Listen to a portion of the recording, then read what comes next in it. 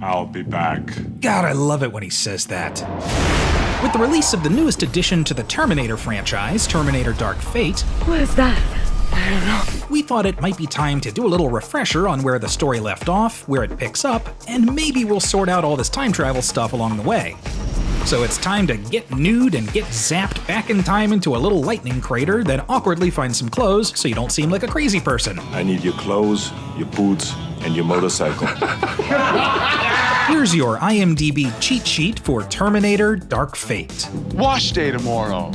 Nothing clean, right? So if you want to avoid any spoilers, this is your chance to sprint away like the T-1000. The year is 2029, and it's dark and all dusty and blue, and there are just skulls everywhere.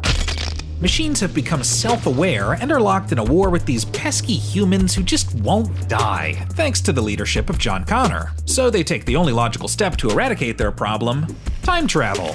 The machines send a buff, naked T-800 Terminator back to 1984 to kill John's mother, Sarah Connor. Although, it takes a little bit because the T-800's gotta find a phone booth, and then he thumbs his way through a phone book and he just decides to kill every Sarah Connor in the greater Los Angeles area. You're dead, honey. Other late-breaking news, Teamster represents... But here's the real Sarah Connor, a mild-mannered waitress who works at the worst diner with the worst customers ever. Look at it this way, in 100 years, who's gonna care? Hot on the T-800's tail is Kyle Reese, also from the future, sent back in time to protect Sarah. Come with me if you want to live. Now, all of this commotion and property damage attracts the attention of the LAPD. They bring Kyle and Sarah into the station, and the interrogation doesn't go so well. Why this elaborate scheme with the Terminator? Things get a little more dicey when the Terminator parks his car in the police station and just causes a whole lot of trouble.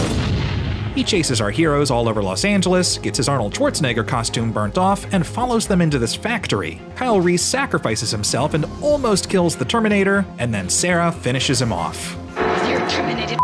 Quick side note, by the way, John Connor ends up being Kyle Reese's son because Kyle made sweet sultry love to Sarah earlier in the film. And don't try to overthink this particular time paradox, you'll drive yourself crazy. God, a person could go crazy thinking about this. Fast forward to 1995, John Connor's a little of a kid who's been raised by even foster parents, and he spends his days hanging out with Budnick from Salute Your Shorts, hacking people's ATM cards to play arcade games.